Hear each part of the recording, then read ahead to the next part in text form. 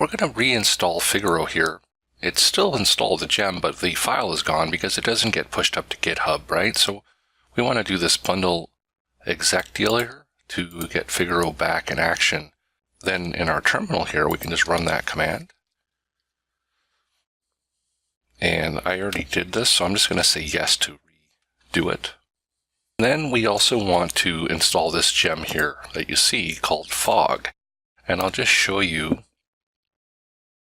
at the carrier wave documentation, they talk about this storage fog, and that gem allows us to use that method. So we're going to be configuring our storage in this sort of way. This is going to allow our app to communicate with AWS, but in order for it to actually do the communication, we're going to have to bundle that gem up. So right here it is. So just do that, and then in your IDE, get the gem happening, save the gem file, of course, and then run bundle. And that's going to take a bit of time, actually, so it's not that fast. It took about 5 minutes. There's a few dependencies that it has to download, so just sit that one out. It'll seem like it's frozen up, but it should run. So make a coffee or something, or tea, or whatever you like, and let that one just kind of run through. Now that we have that stuff done, we also have to install ImageMagic on this machine. So here's the commands to do that, and I'll leave that in the notes. So it's sudo apt-get update. So we're going to run that command, and then we're going to do the sudo apt-get install ImageMagic. And notice the spelling of ImageMagic. So I'm just going to copy these two, and then I can paste them in down here. And the second one won't run until we press enter again. So let the first thing update here, and then we'll just hit enter again. So now that we got that happening, we can grab our, I put AC here. It's supposed to be AK for key. Anyway, I just need this stuff.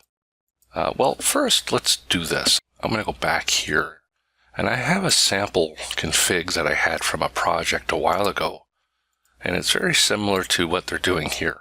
All right, I'll paste that here. For you as well, but you can also obviously get this at GitHub. So let's go into our config folder. We're going to go to the application YML, that Figaro file that was just created, and we're going to paste that in here.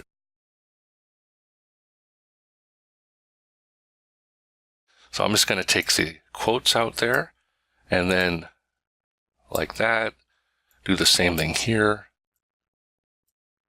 And the same thing here. And then I'm going to set these with a colon.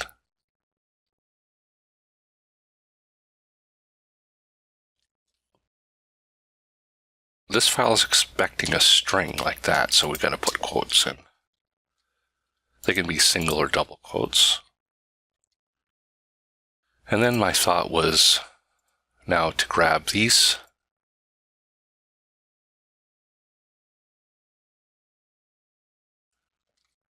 We want to make sure that this doesn't get up to GitHub, because I've had a really bad experience.